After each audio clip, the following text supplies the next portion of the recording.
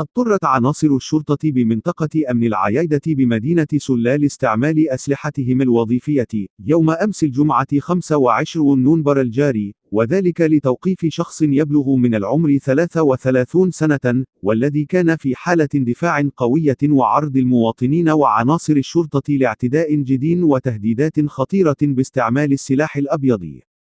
وكان المشتبه فيه قد أقدم على إحداث الضوضاء وتهديد المارة باستعمال سكين، علاوة على تعريض أحد الأشخاص للضرب والجرح بواسطة السلاح الأبيض، ما استدعى تدخل دورية للشرطة من أجل توقيفه، حيث واجهها بمقاومة عنيفة، وهو ما اضطر عناصر الشرطة لاستعمال أسلحتهم الوظيفية وإطلاق عيار تحذير في الهواء قبل إصابته على مستوى أطرافه السفلى بواسطة رصاصة ثانية.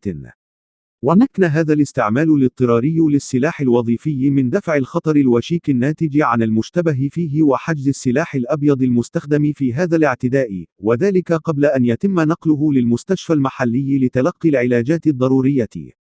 وتم الاحتفاظ بالمشتبه فيه تحت الحراسة الطبية بالمستشفى رهن إشارة البحث القضائي الذي أمرت به النيابة العامة المختصة، وذلك للكشف عن جميع ظروف وملابسات وخلفيات هذه القضية، وكذا تحديد كافة الأفعال الإجرامية المنسوبة